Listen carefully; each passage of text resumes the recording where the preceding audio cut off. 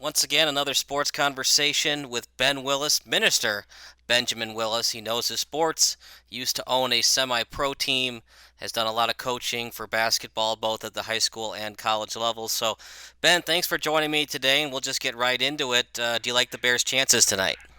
It's a pleasure, Kyle, to be invited again on such a prestigious show that you have, and I like Just Crush Sports, and they're at the top of the charts.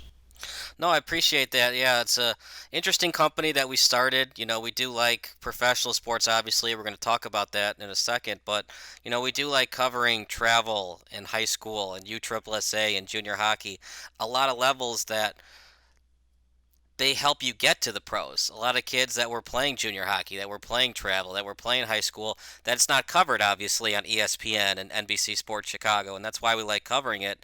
And just a lot of leagues that a lot of competitive baseball and softball, etc., that people don't know about because it's not covered in the news, but it's still, very competitive games that we love to broadcast. So that's kind of Yeah, why we I start. like exactly what you guys doing. In fact, what happens is that when you look at stations like ESPN and Fox, they they pick and choose some of the high school teams that they want to show. And most of the time now, in particular different areas like California, New York, and things of that nature, and they kind of look over the Chicagoland areas. But you guys cover that. In fact, what's very interesting, what you were saying about the high school sports don't really get that much coverage, is that right now in the NBA championship, you know, you got two public league players out of Syria. Kendrick Nunn is with the Miami Heat, and the young guy Taylor, he's with the Los Angeles Lakers. So you got two public league products out of Simeon High School here in Chicago are representing, Chicago again in the highest form of basketball, which is the championship. Absolutely, and it's really cool to see that Chicago's represented at the NBA level, and obviously we could, pick and choose about athletes that are also playing in the NFL. Jason Kipnis, who went to Glenbrook North, is now playing for the Cubs, so it is nice to see all these different athletes from the Chicagoland area, and that's why Just Crush Sports is there to show you not just high school, but college, lower level college, and travel ball, and USSSA. What people don't know is when you watch the Little League World Series, yeah, those are very good baseball players, but sometimes you don't even see them at their best because they've been playing baseball all summer long for their travel team. Yes. So when they get to Williamsport, I mean, they're exhausted. I mean, there's the really good ball players, obviously. Matt Castle, before he played in the NFL, he played in the Little League World Series. Barry Bonds in the Little League World Series. So you have those exceptional athletes that they'll always perform no matter how tired they are. But sometimes when you watch the Little League World Series, what people don't know of, that's not their normal team. That's their all-star team. They play travel from April to July, and then they play in the regionals, super sectionals, and obviously the national tournament for the LLWS. So that's why we like covering travel ball for Chess Crush Sports. Now let me ask you a question, Kyle, and it's interesting that you say that. Do you think for athletes that young, do you think it's overkill that it's like you don't have a chance to be a child, to do child things? You have to prepare. It's from the next city, the next state, the next competition. On and so forth. Do you think that is that helpful, or does that destroy a individual? I mean, I don't know. Should there be a fine line between, hey, listen, take the month off, take 2 months off, and just you know go to the ice cream parlor, hang out with your girlfriends, hang out with the guys at the movies or something like that, opposed to every day trying to eat the proper foods and everything else. You're talking about some of them as young as 9 years old and 10 years old. Yeah, Their it's bodies haven't even formed yet. Yeah, it's interesting you bring that up. I mean, if we're going to go to the baseball angle, I think it would be nice if we try to delay that tournament until early to mid-September, give them a couple of weeks to give them practice time, or just hang out with their friends and then have the Little League World Series, the championship in mid to late September. But, with the way it is now, especially with summer baseball, you're playing travel ball the the high school season's in March and the travel ball season starts in late April, early May, and they're just playing all these games, tournaments. Something I would like to see for the Little League World Series, and it's never going to happen because they want to see kids throw the breaking ball and they want to see strikeouts, and it's for ratings. But I would like to see the Little League World Series, no more curveballs, no more sliders. It's just asking too much for a 12-year-old, 13-year-old kid to keep throwing the breaking ball. I get it, you want that trophy, but a lot of these kids that play in the Little League World Series are not going to be playing Division One and in the minors and Major League Baseball. Just let them have fun and just let them hit the ball. Let's see runs, let's see hits. I don't need to see a guy throw 10 strikeouts because he can throw a breaking ball at 65 miles an hour that nobody at 12 years old can catch up to. Yeah, that's kind of interesting there. I mean, you would think though if a guy has that skill set, not every pitcher though when they play every team is going to have that particular guy's skill set. So they're going to use that. The coach is going to use that to their advantage. If a player is that skilled, definitely is going to go and try to mow every batter down with his skill. And God bless him if he got it. The coach has got to find. Now this is what happens though, and this is such a fine line with sports. When someone brings an offense to you, now your coaching got to really come into existence on how to counteract that. And unfortunately, there's a lot of inferior coaches out there. Oh yeah. And I would suggest to the parents of these athletes to make sure you vet these coaches, to make sure that they bring what you really want for your young daughter or your young son, because some of it can be very damaging. Because these are really small, very tender minds at this particular juncture. One of the things that really bothers me to this day is this COVID virus. It's just the weirdest thing. I've never seen anything like this, and it just burns me up because you got young players leaving the city to go to another state because they have, they're performing, they're playing. They say it's a goal to play here in Illinois. I mean, in fact, some of the athletes that took them to court so they could try to perform, so they could perform. And just imagine if you're a senior in high school and you're borderline and you don't have any offers to go to college, but you've got a possible chance your senior year to get a scholarship, and you're not able to play. It's And this is a college education. it's going to be really interesting because football is supposed to be playing mid-January, early February. That's the goal because they need to get the games over with at the IHSA level because a lot of these really good football players are also on their high school basketball or even baseball team. So how is that going to work? And the other problem is if you already have a scholarship, if you're a quarterback, wide receiver, whatever, do you even want to play football this year? Or do you just want to play on your basketball or baseball team and just have fun and get ready for next fall? That's a problem that a lot of these high school football programs are going to have to run into for kids that already have scholarships. It's really bad. I'm looking at the NBA, which was an example for how did they successfully pull this off. Is that going to be the model, for the rest of the NBA? You see that the problem that the NFL is having now, professional football, you see what they're having now. All of a sudden, whole teams are being wiped out. The Tennessee Titans, they're shut down. Now you hear about the star quarterback for the New England Patriots. He got it. And then when they played Kansas City this past weekend, they played Kansas City. They showed the guy that's infected with New England, that's infected with the virus. He goes and shakes hands and hug and embrace Patrick Mahomes, the quarterback of the Kansas City Chiefs. Yeah, I did not see that. I thought that Cam Newton was supposed to be at home during the quarantine. Well, it was the guy that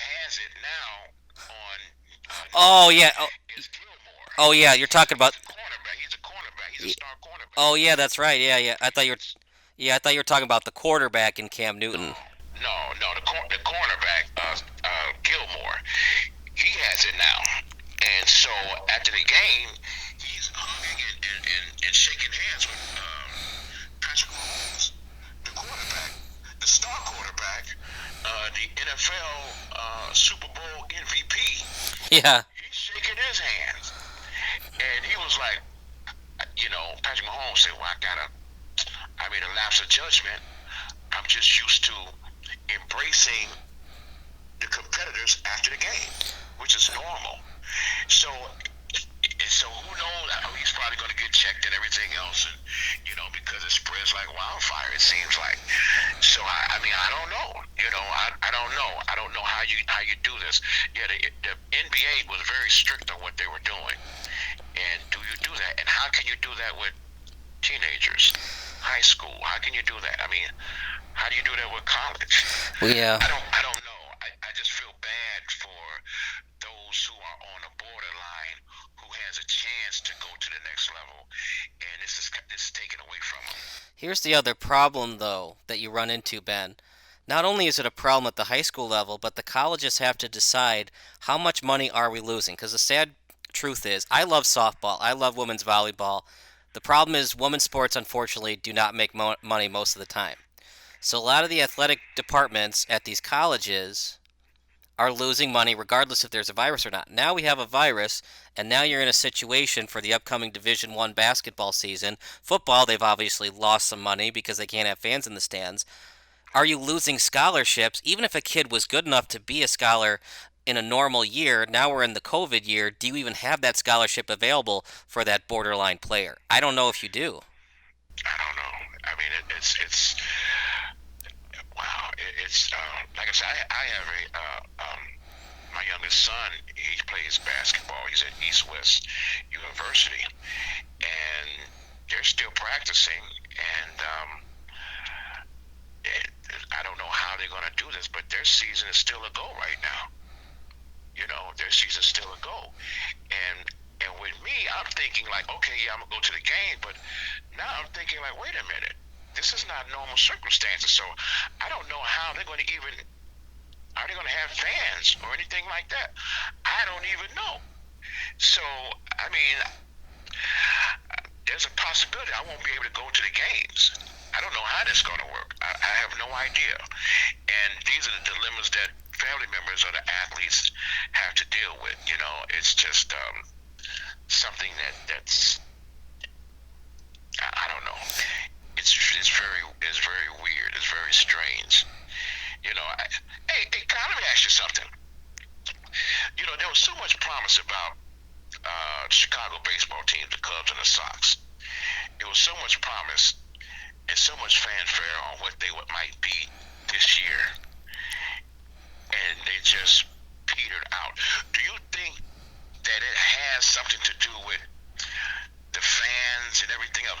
Wrigley Field is, Wrigley Field is a landmark, and it's known for the crowd and the ambiance of of that stadium. Do you think the players miss that? I mean, sure, they miss it. But at the end of the day, if you're passionate about baseball, you'll play if it's 40 degrees outside, 90 degrees outside, a sold out crowd, or 3,000 people in the stands. So I don't think that's really the problem. At the end of the day, I just don't think the Cubs and White Sox were in a very competitive division. You look at how the AL Central and NL Central did during the postseason. The White Sox were the only team out of all the teams that made the playoffs. There were four from the National League Central and three from the American League Central. Out of all the games that were played, so that's 7 teams, 14 games, right?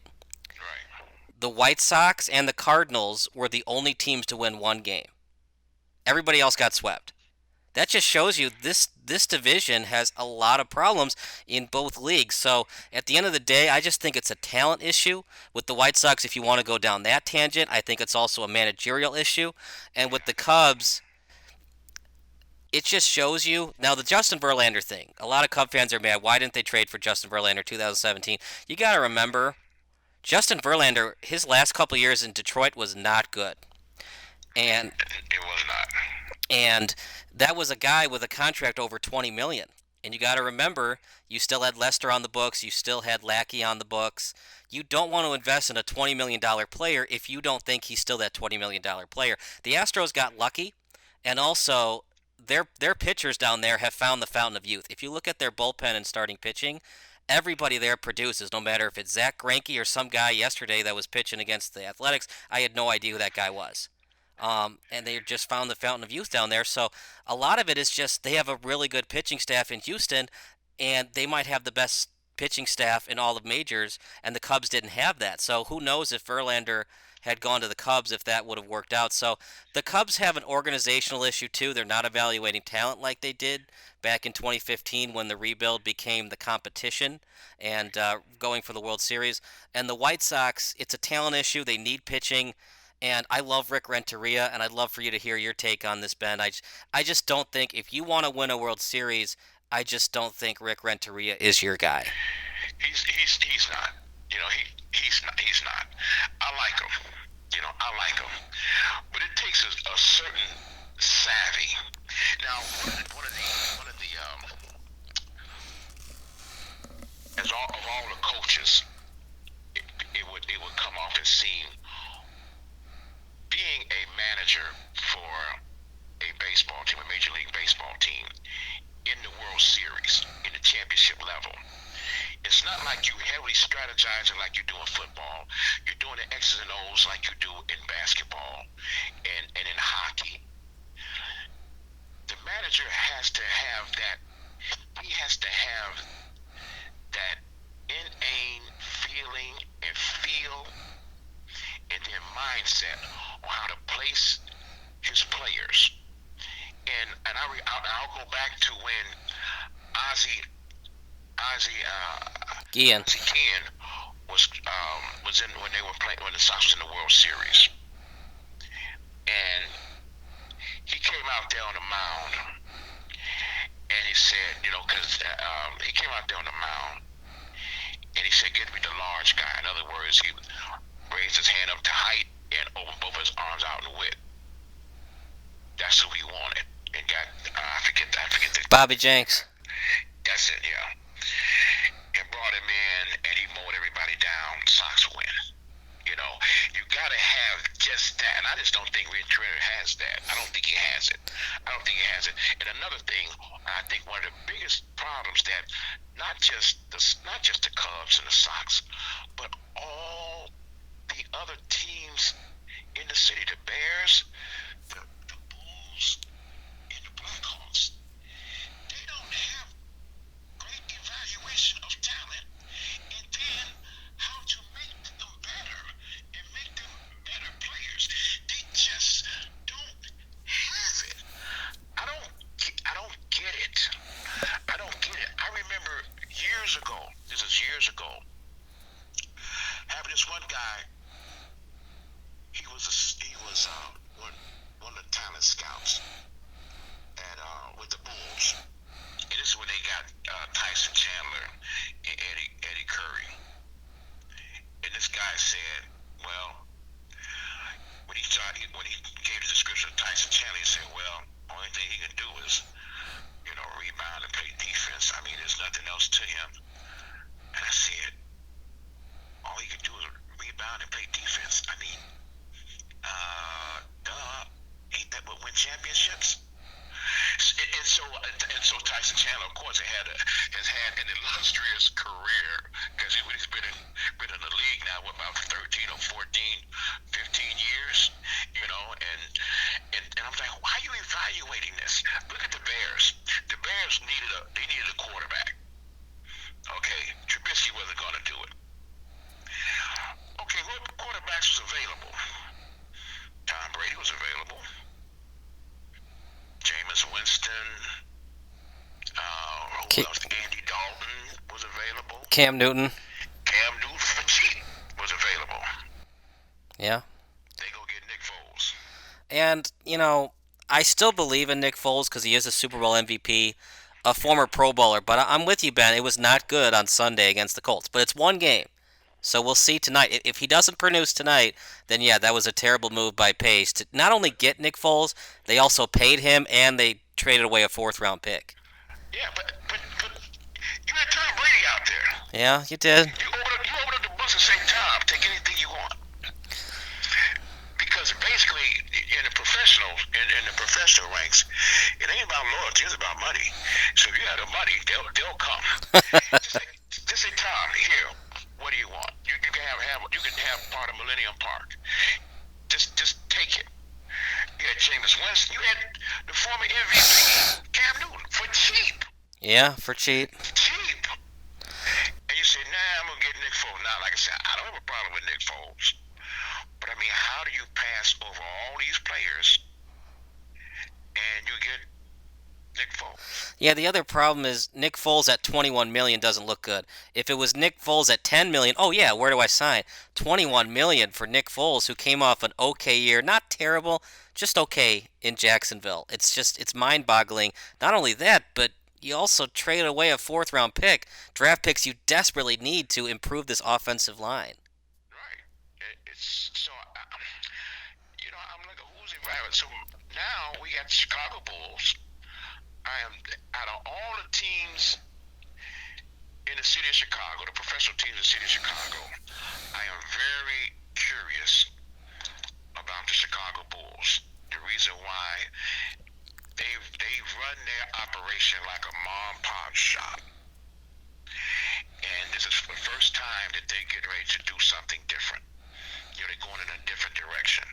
And I'm curious to see how this shakes out. I want to see how they shakes out. They got the guy Billy Donovan, who has a winning track record, college and in the pros.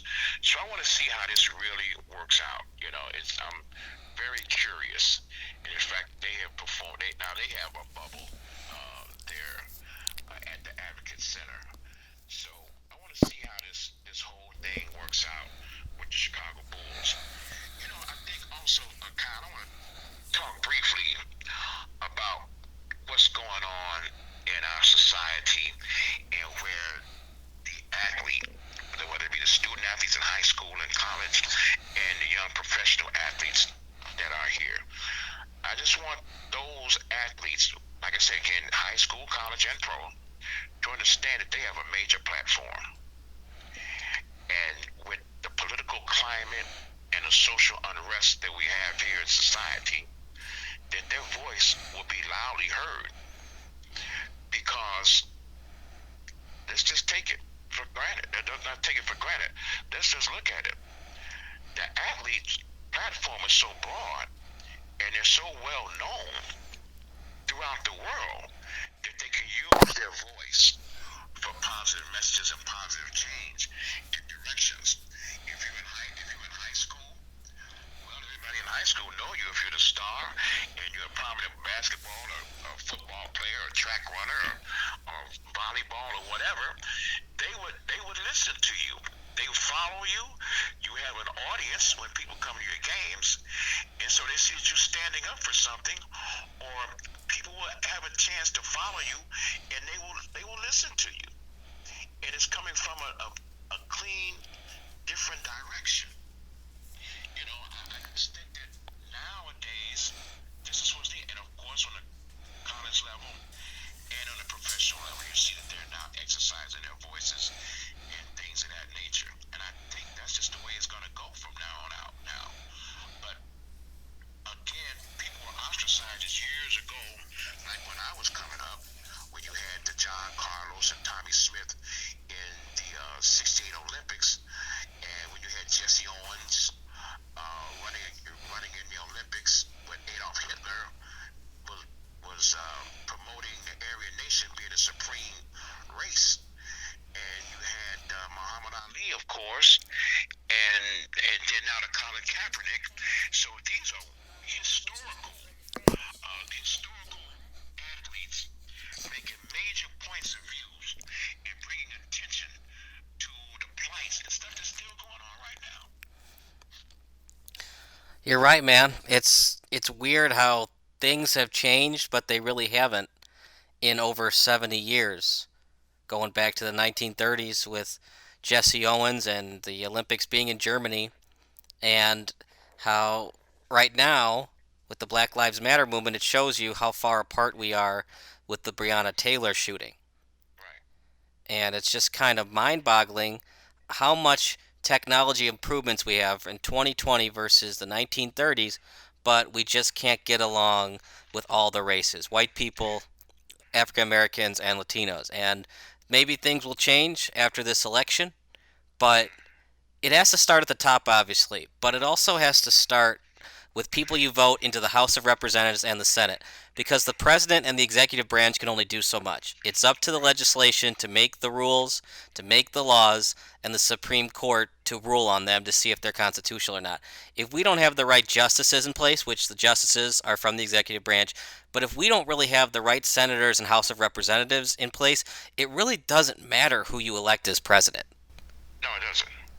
No, it doesn't. When it comes to that. But let me say something, Kyle. Though with the social unrest and everything else. But this is the beauty that I love about sports and athletics. By me being a former player and a coach, on your team and on my team, you have guys from different backgrounds and different races. There's white, there's black, there's Hispanic, different religions, different political views.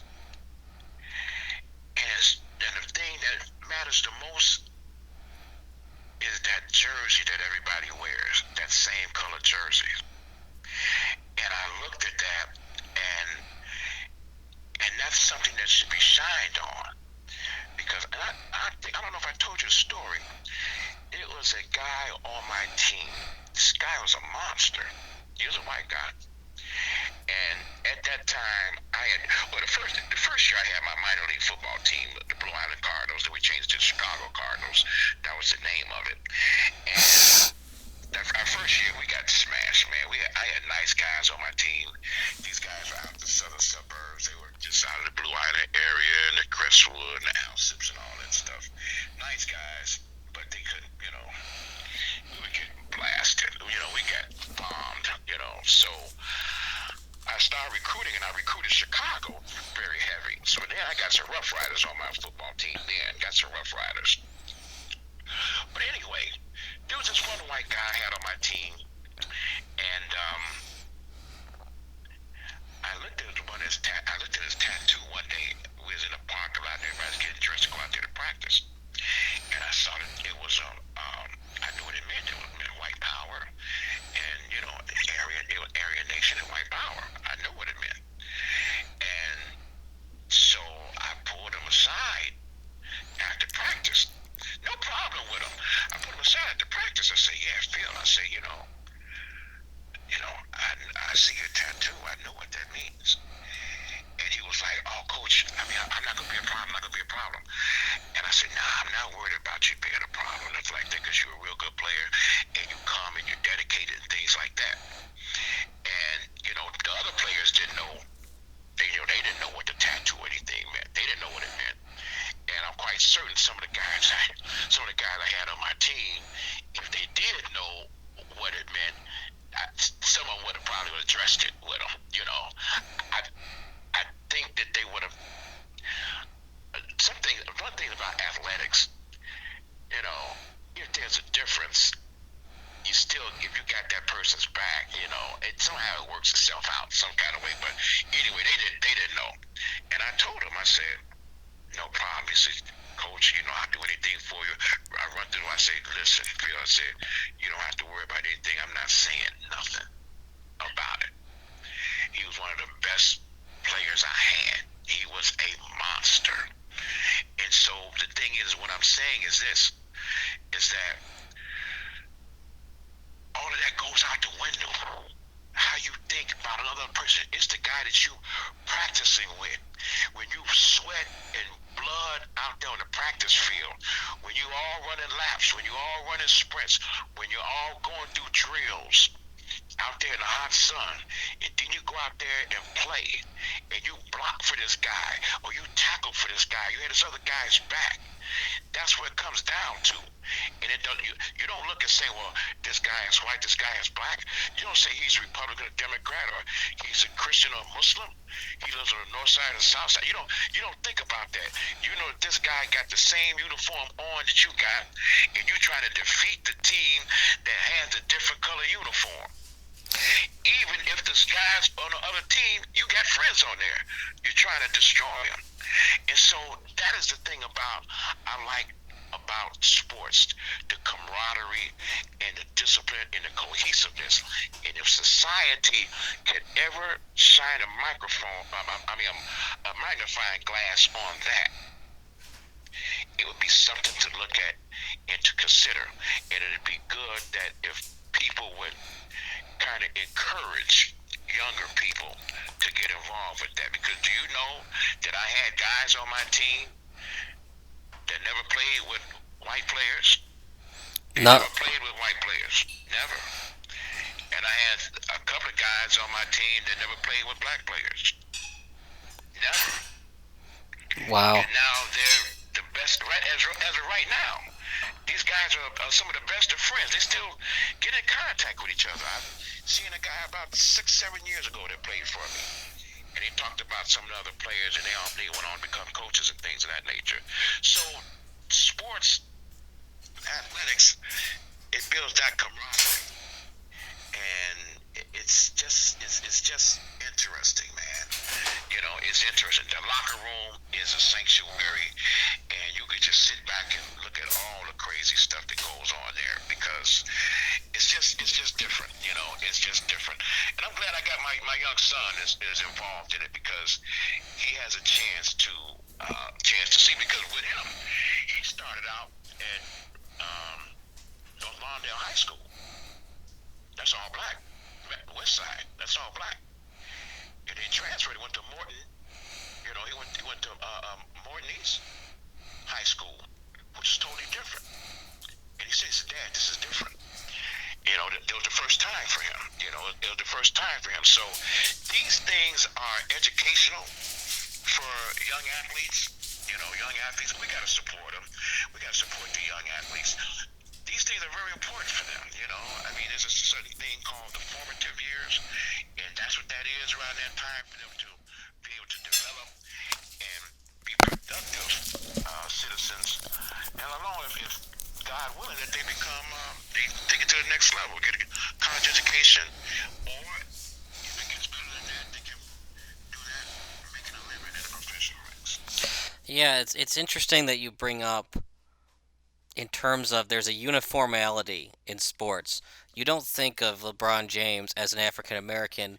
You think of LeBron James as a great basketball player. I think a really good study that people should do is to interview 100 random sports fans. Like go to a sports bar, have your mask on, obviously.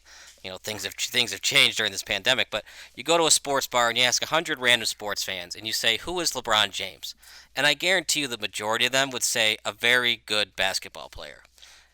If you ask them who Barack Obama is, it might be different. Some people might say a very good black president, a black man who ran for president, or some people might just say a very good president. And that's really the problem we are in society. Sports, it gets us away from reality. So we don't think of LeBron James as an African American. We think of, oh wow, look what he can do with his athletic ability. But why can't society be like that? Obviously, society is reality. But why do we have to say, okay, you're white, you're black, you're Mexican, everybody is different? No, it's the same thing as sports. We put them all on one field and see what they can do. Same thing with society and the business world. This guy's good at public relations. This guy's good at marketing. This guy's good at video production. Doesn't matter what race they are. They're just good at different skill sets. And can we ever get race away from the equation? I don't know if we can because of all the problems that came in the aftermath of the Jim Crow laws. Right. Yeah, I think we have to be able to realize, and see, there's nothing wrong with looking at race. See, I don't have a problem with looking at race. The problem I have is when you have disrespect of other races, when you disrespect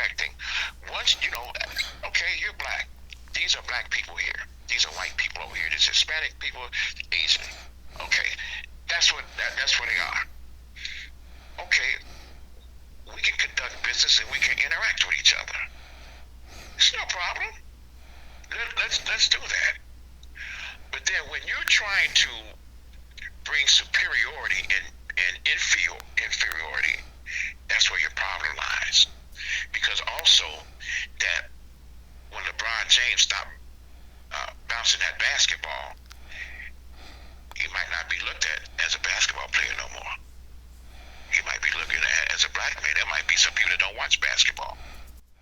You know, some of them good old boys, and they'll just look at him and say, "There's a 6'9" black guy."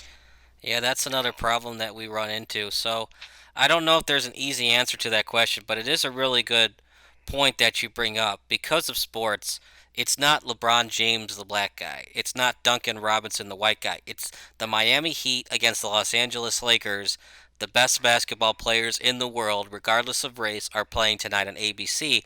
And it would be nice if the business world could become that as well. I don't know if it could ever become that, but it is a really nice analogy to how society can run better when you compare sports to how the business world is today.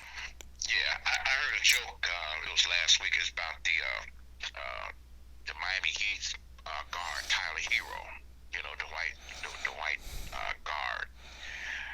You know, and he was sitting around with some of the other Miami Heat players, the black players, and they were all having a conversation. They was having a casual conversation and everything. And then Tyler Hero said, he says, "I can't swim." He said, "I can't swim. He said, I go and get in the water, I drown." Wow. And so the black guys start cracking up. They say, "Oh man, Tyler, you got a lot of hood in you." Because the saying is black people can't swim, right?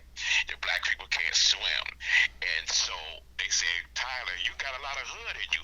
And it was jokingly, and all of them had fun with it. They had fun with it, and that's what teammates. That's what teammates do. They don't take this stuff serious because they know who you are, who you practice with. When you're in the foxhole with this guy that got your back, and you're not worried about what the color of his race or anything is. He got my back, I got his back. When you get in that huddle and you look and see who's in your huddle, that's who you want to go to war with. It ain't got nothing to do with race. And some of the stereotypes and things that go on like that, they laugh at it and blow by it because they know the realities and stuff like that. So I think people really need to take athletics and sports in these teams, these high schoolers and college players and these professional players, take them a little bit more seriously because it ain't just sport and play with that. It's a whole bigger dynamic that goes along with that, and society can learn something from that. Yeah, because what sports is, it's a niche type of industry that it doesn't matter what race you are, can you produce and can you do it consistently? But there's a lot of businesses that are niche type of businesses. So race shouldn't matter. If you're the best for the job, you should be the manager regardless of race. I don't know how long it's going to take for it to get to that point, but because we're in such a weird year of being in our house for far too long because of COVID, people are allowed to think about these issues because they have time to think about it now because they can't drive to work. They can't be in traffic. They don't want to go to restaurants because of the mask. All of these issues that have been just becoming major issues for 20 plus years, people now have time to think about it and they read the news about what's going on with Breonna Taylor and all the other shootings and George Floyd up in Minneapolis, unfortunately passing away to the white officers up in Minneapolis. So people have time to think about these issues and think about what is the real problem. Well, the real problem is people sometimes bring race and sexuality, gender to the table versus who's the most qualified for the job. And in sports, it doesn't matter if you're 5'9", 6'9", if you're African American, white, etc. If you're the best person for the job, you're a quarterback. Look at what's going on right now with the Ravens. Lamar Jackson. And 30 years ago, Lamar Jackson would not have gotten that job. Nowadays, John Harbaugh saw this guy runs a 4.3, and he throws a nice deep ball. I'm going to put him at quarterback and put butts in those seats once COVID starts to decline with the vaccine. So, it'd be nice for society to be like that, similar to sports. I got one question too. I want to ask you because this is about the Cubs and Sammy Sosa. What do you think about this deal with Sammy Sosa? You know, um, they ostracized Sammy because they want him to admit that he took steroids. He said he never took steroids. And so, how do they? Are they right in ostracizing this guy?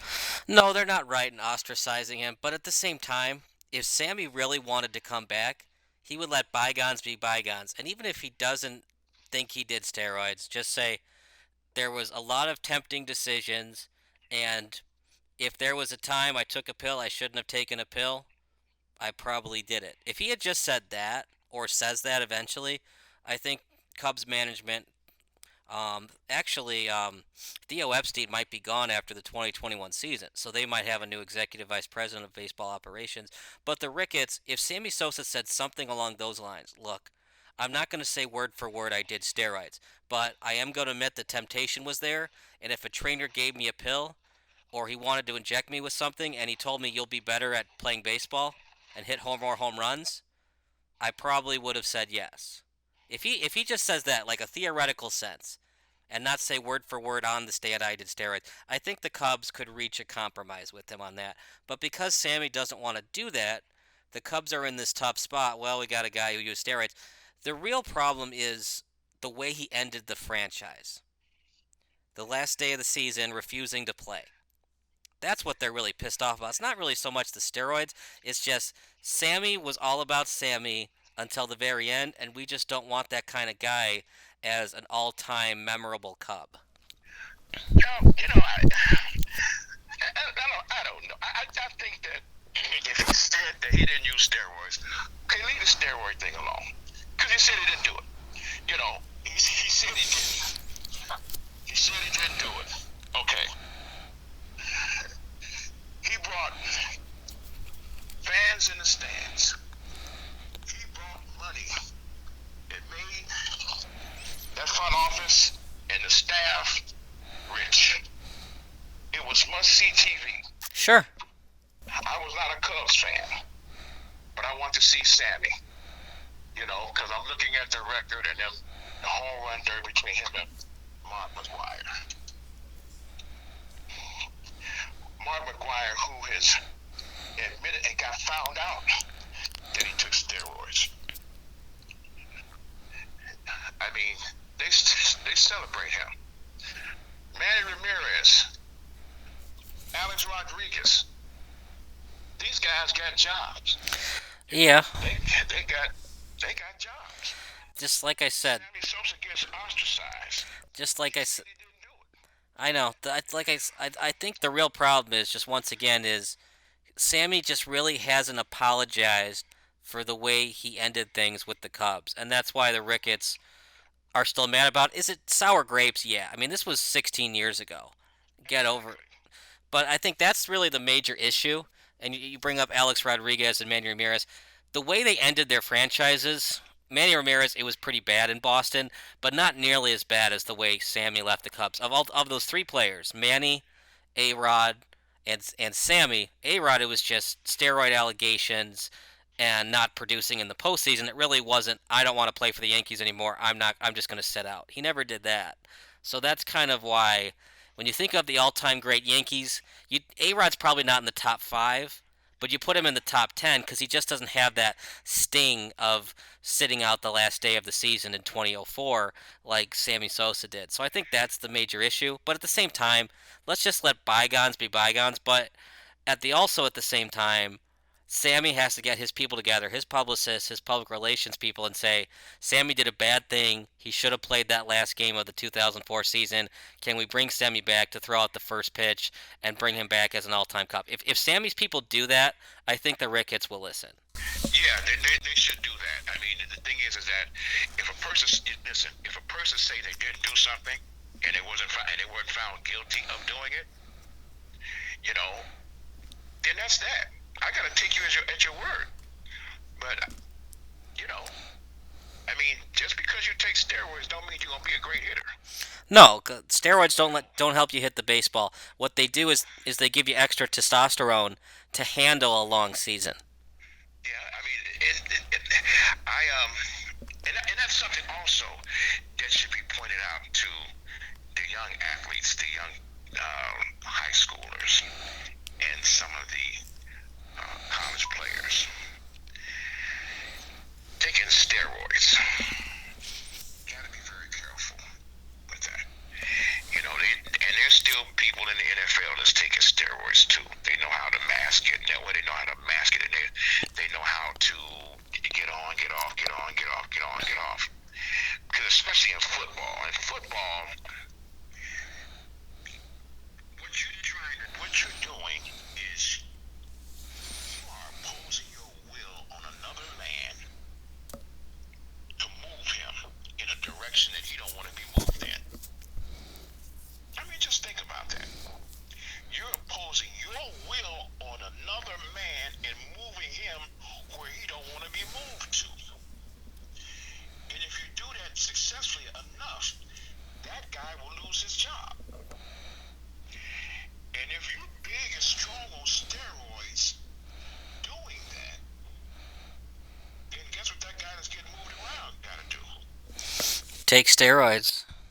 Take steroids. I mean, because now in high school and in college, you're playing for books and tuition. In the pros, you're playing for mortgages and car notes. So that's a fine, slippery slope there. And a lot of the CTE that's going on now is when you're in a rage like that. I mean, just imagine putting your head down and just bashing into somebody. I was never with any of that. I never put my head down and try to spear somebody with my helmet or nothing like that, because just the pain that you have in your neck. I tried it one time and I said, I'll never do this again. Because the pain went down my neck, into my back, down into my feet. I said, no, I'll never do this again. But there's guys that'll do that and be in such a rage, and they have a little help. You know, they have a little help with steroids. And it's just, I had two players on my team on steroids. One was a defensive back. He was 215. He was a hard hitter anyway. He was a strong safety. And one of the other guys was a defensive end. He was 225, 6'4", 225. And they hung together. The following year, he comes back. The defensive back comes back. He's 240, and the defensive end comes back 270. And I'm like, you guys are on the juice. Because not only do they practice, then they go work out. So after football practice, they go work out. After the games, they would come and they go work out. I said, you guys are on the juice. How can you tell, coach? I'm like, how do you put 40, 50 pounds on like that? And one guy went on to Eastern Michigan and played at Eastern Michigan. You know, but it's such a slippery slope there. But these are some of the traps and some of the things that parents and family members of young athletes, they need to know a lot of this. And we're not just talking about males now. We're talking about females also. Sure, yeah. This is not just a male-based talk. It's about females also. So these are hopefully that the listening audience will understand and gather, and hopefully educated them to understand their family members or friends, associates that are involved in athletics. I always say support the athletes, because there's a lot that they got to do. They do a lot more than the average student. They do a lot more than the average person, you know, because they got to work out. They got to train their bodies. They got to do all the proper things to be able to perform at a high level. They can't let it go unless, you know, if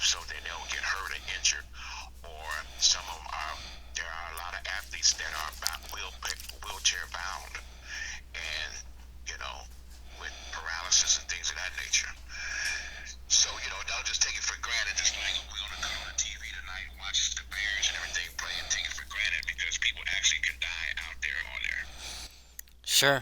Yeah. That is very true. I do remember. What's his name? I think it was Butkus that killed a guy. Oh, the guy Chuck Hughes. The guy's Yeah. name was Chuck Hughes. He came across from a play for the Detroit Lions, and Buckus hit him, and that was it for the guy. You could see when he hit him, the guy's body went limp before he hit the ground. Didn't he have like a really bad heart condition though? I don't know. I don't know. I don't know. But the way Buckus hit you, just going on the field, you would have a, you would, you know. And that's what's so sad about this is you think about the all-time greatest players in football history, and two of them, Dick Butkus and Gale Sayers, never played in the playoffs because what didn't they have? Ding ding ding, a quarterback. And now it's 2020 and we still don't know if this Nick Foles guy is the answer. And he's not the answer because you really have to get you a franchise quarterback. Yeah, I do kind of hate that terminology, franchise quarterback. I just want a guy in there that can win football games. Yeah. Well, the reason why I say a franchise quarterback, um, not an old Tom Brady, but a young Tom Brady. Yes, absolutely. He's considered a franchise quarterback. In other words, he can stay there and line up, and win games for 10 years. Yeah, and 10 years plus. He's gonna win them 10 years plus. Okay. Let me ask you a question then. Would you call Jim McMahon a franchise quarterback? nah, injured too much. Now the thing is, we don't know what he could have been because the Bears, I think they were like 11-3 the year after in '86, and then some guy in the Packers, I can't remember his name, drilled McMahon into the ground, Yeah. and they had to go to Tom Zach and then Doug Flutie. Yeah, I remember. Yeah, I remember. I forget the guy's name, but yeah, he had a hit list on a lot of the Bears, and McMahon was one of them.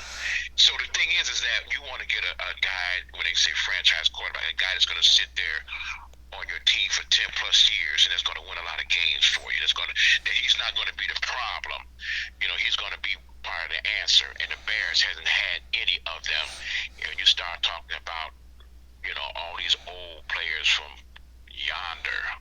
You know, I mean, when they were. Well, I remember when they was playing. I remember when they was playing at Wrigley Field. So Yeah, I date myself, but I remember when the Bears were playing at Wrigley Field. it's just what's so frustrating about the Bears. I don't need Tom Brady. I don't need Drew Brees.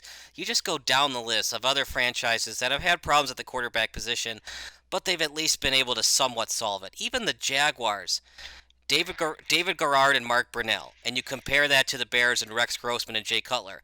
Who was better, Jay Cutler, Rex Grossman, or Mark Brunell, David Garrard? You could make the argument that Brunell and Garrard were even better than Grossman and Cutler. I think what happened with Cutler, how many offensive coordinators he had. He had about six of them. I know, but at the same time, if you're that talented, talent trumps all. But do you remember that the Bears were the top offense in the league when they had Brandon Marshall, Alshon Jeffries, and what's the other Martellus Bennett. Yeah, they were. So it's Cutler had some good years. It's just why can't the Bears figure out this issue? And people ask me, what's the problem with the Bears? I really think it's an organizational issue. I don't really think it's a Ryan Pace, Matt Nagy, or Nick Foles issue. It's an organizational issue. Ted Phillips, the McCaskies don't know how to draft and develop the most important positions, quarterback and wide receiver. That's the problem. And they just overthink it, like the draft getting Trubisky. They could have just stayed at number 3, drafted Deshaun Watson or Jamal Adams, and been fine. Yeah, I mean, how do you just say, you know what? I'm going to move up and I'm getting Trubisky. This guy just won the national championship. They didn't even call him. They didn't even give him a phone call. And that's not just Ryan Pace. That's the top saying, look, Ryan, I like this guy Trubisky. Let's move up to get him. If you think that was only Ryan Pace making that move, you don't know football. Right. No. It always comes from up there at the top. So And how do you know? it's just really, really frustrating. So I know you're a busy guy, Ben, so I just want to end on this question. Bears Buccaneers tonight. I'm a huge Bears fan. I know Tom Brady is Tom Brady, but he is 43 years old. I believe Chris Godwin's not playing tonight. I like the Bears 21 to 18. What do you think? Well, Kyle, you're drinking that you're drinking that orange Kool-Aid. I tell you, you're drinking that Bears orange Kool-Aid. I'm a Bears fan too. I would love more than anything for them to sack Tom Brady about 5 or 6 times. I just don't. They just can't get to the quarterback. Yeah, And that's if you don't get to Tom Brady, he's gonna carve you up. uh, I'm. I think they're gonna beat them more than 6 points. the Buccaneers. Yeah, I'm taking the Buccaneers, and I'm gonna take the Buccaneers at 7 points. Okay, so you're gonna go Buccaneers 34, Bears 27. Oh, Bears score that many points. If the Bears score that many points, then it's a moral victory for the Bears. Yeah, That's what I'm it's looking at.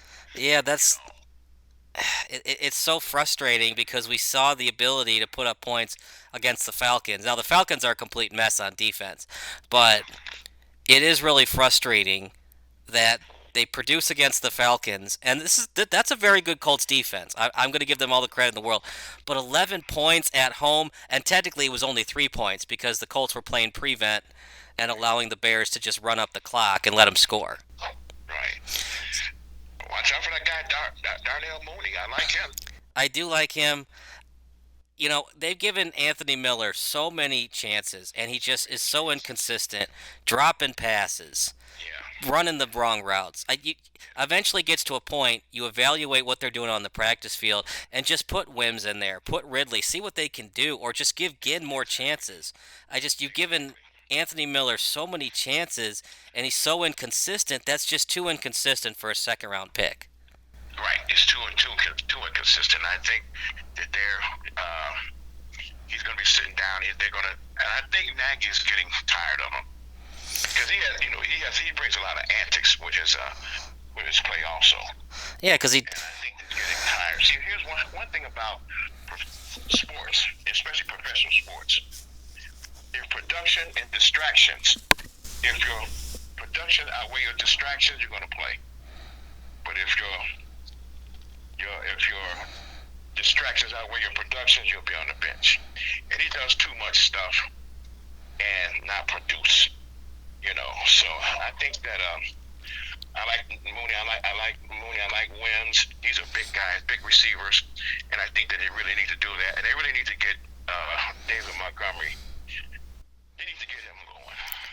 Yeah, the problem is. See what he does. Yeah, the problem is you might not have an offensive line to give him the kind of holes that he needs.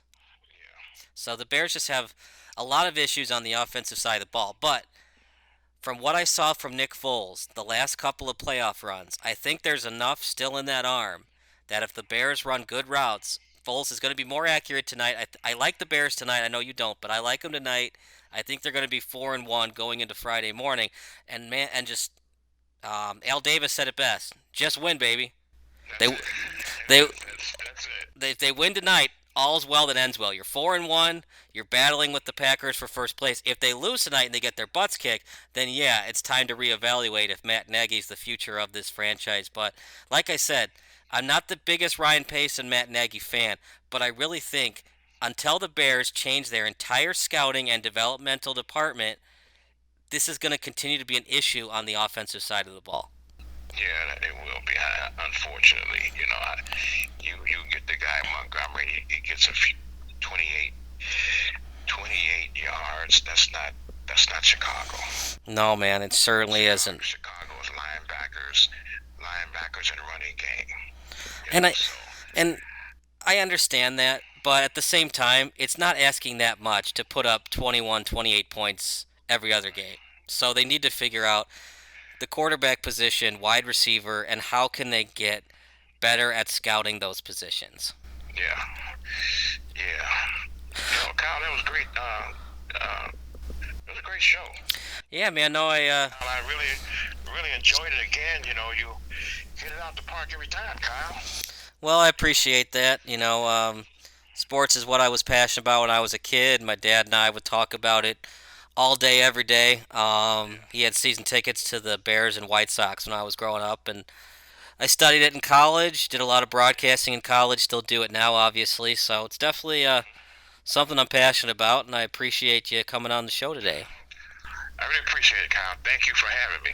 That's Ben Willis. We're going to take a break. You are watching Just Crush Sports, and we'll see you next time.